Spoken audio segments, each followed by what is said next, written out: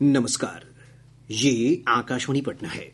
अब आप खालिद रशीद से प्रादेशिक समाचार सुनिए। प्रधानमंत्री फसल बीमा योजना के आज 9 वर्ष पूरे हो गए हैं। प्रधानमंत्री नरेंद्र मोदी ने 2016 में इस योजना की शुरुआत की थी। इस योजना का उद्देश्य प्राकृतिक आपदाओं से होने वाली फसल हानि और नुकसान से पीड़ित किसानों को वित्तीय सहायता प्रदान करना है। इस योजना ने नवीन कृषि तकनीकों को अपनाने को बढ़ावा देते हुए किसानों की आय को स्थिर करने में महत्वपूर्ण भूमिका निभाई है।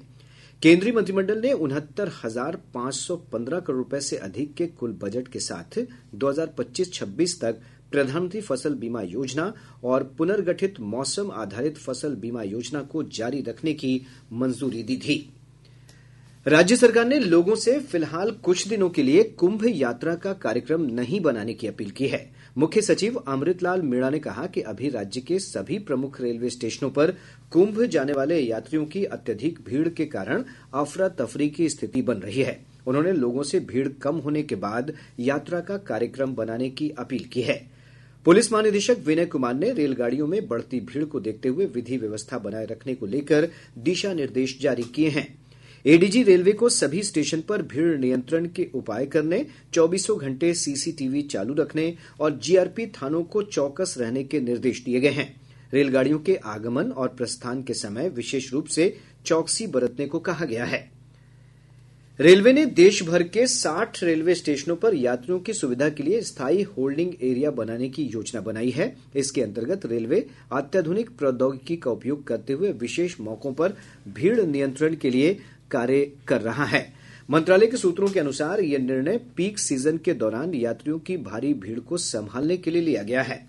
इस बीच नई दिल्ली रेलवे स्टेशन पर अगले एक सप्ताह तक शाम 4 बजे से रात 11 बजे तक प्लेटफॉर्म टिकट की बिक्री प्रतिबंधित कर दी गई है।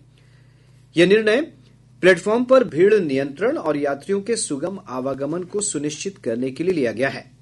इधर पटना जंक्शन के अलग अलग प्लेटफॉर्म पर भीड़ प्रबंधन के लिए जवानों की तैनाती की गई है। स्टेशन के दोनों छोर महावीर मंदिर के पास और करबिगहिया की तरफ रेस्ट रूम बनाए गए हैं।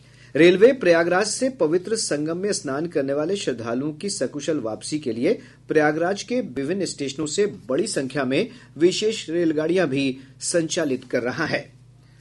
महाकुंभ मेले में प्रयागराज स्टेशन पर भीड़ के मद्देनजर रेल प्रशासन ने भागलपुर आनंद विहार विक्रमशिला एक्सप्रेस का परिचालन आज और कल रद्द कर दिया है। रेलवे की ओर से प्रभावित यात्रियों के लिए वैकल्पिक व्यवस्था की जा रही है। प्रादेशिक समाचार आप आकाशवाणी पटना से सुन रहे हैं। मुख्यमंत्री नीतीश कुमार ने अपनी प्रगति यात्रा के क्रम में आज कैमूर जिले में लगभग 348 करोड़ रुपए की लागत वाली विभिन्न विकास योजनाओं का उद्घाटन और शिलान्यास किया। श्री कुमार ने मोहनिया प्रखंड के भरखर, उग्रवाद प्रभावित प्रखंड अधौरा और चैनपुर का दौरा किया। उन्होंने चैनपुर में कोहरा डैम पर विकास कार्यों का निरीक्षण किया। प्रदेश के अधिकतर भागों के तापमान में औसतन 2 से 3 डिग्री सेल्सियस की वृद्धि दर्ज की जा रही है। मौसम विभाग से प्राप्त जानकारी के अनुसार पिछले 24 घंटों के दौरान सहरसा का अगवानपुर राज्य का सबसे ठंडा स्थान रहा। यहां का न्यूनतम तापमान 9.1 डिग्री सेल्सियस दर्ज किया गया। विभाग ने अपने पूर्वानुमान में कहा है कि अगले 24 घंटों के दौरान तापमान में कोई विशेष परिवर्तन नहीं होगा। इसके बाद अधिकतर स्थानों के न्यूनतम तापमान में 2 से 3 डिग्री सेल्सियस की क्रमिक वृद्धि होने की संभावना है। बीपीएससी की 70वीं प्रारंभिक परीक्षा रद्द किए जाने की मांग को लेकर अभ्यर्थियों ने आज दूसरे दिन भी पटना में प्रदर्शन किया। गर्दनीबाग धरना स्थल पर बड़ी संख्या में मौजूद अभ्यर्थियों ने आयोग के खिलाफ नारेबाजी की। इसके साथ ही आकाशवाणी पटना से प्रसारित प्रादेशिक समाचार का ये अंक समाप्त हुआ।